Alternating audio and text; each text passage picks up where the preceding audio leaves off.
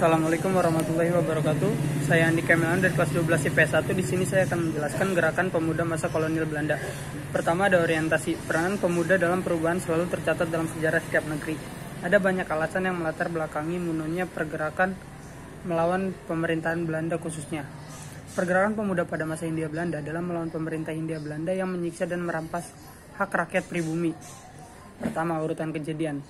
Menurut Sartono Kartodihanjo, yang melatar belakang pergerakan pemuda melawan pemerintah Hindia Belanda adalah masa kolonial Belanda di Indonesia pertama, yaitu VOC pada tahun 1602 sampai 1799. Kedatangan Belanda di Indonesia pada mulanya bukan untuk menjajah, melainkan untuk berdagang.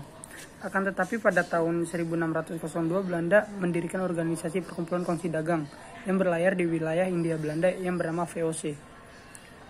Fase kedua adalah kolonialisasi konservatif tahun 1800 sampai 1811. Konservatif ialah masa setelah keruntuhan VOC ketika pemerintahan diambil alih oleh pemerintah Belanda.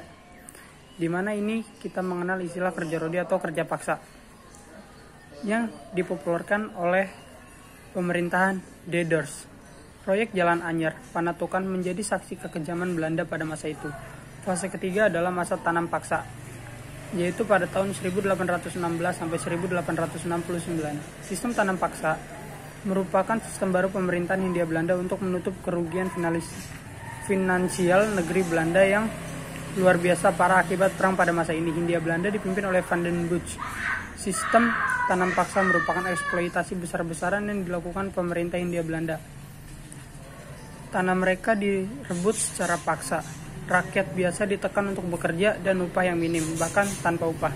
Terlebih untuk kegiatan ekspor, rakyat pula yang mendapatkan beban pajaknya. Fase keempat adalah sistem kolonial liberal yang diterapkan tahun 1870 sampai 1900, di mana ini muncul pemikiran Trias van Deventer yang menginginkan adanya politik balas budi untuk bangsa pribumi. Salah satu hal yang ditekankan adalah masalah pendidikan pribumi. Pada masa ini pribumi diizinkan menganyam pendidikan, meski demikian hanya orang-orang tertentu saja yang mampu melanjutkan hingga tingkat yang lebih tinggi.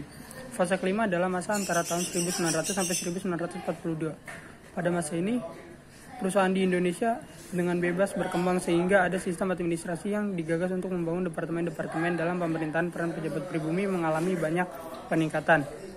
Lalu, reorientasi.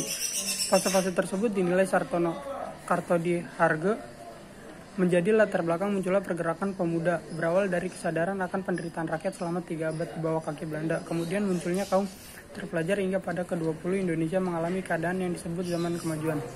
Disebut demikian karena segala bidang yang ada mulai maju, tentara bidang pendidikan. Sekian penjelasan dari saya, kurang lebihnya mohon maaf. Assalamualaikum warahmatullahi wabarakatuh.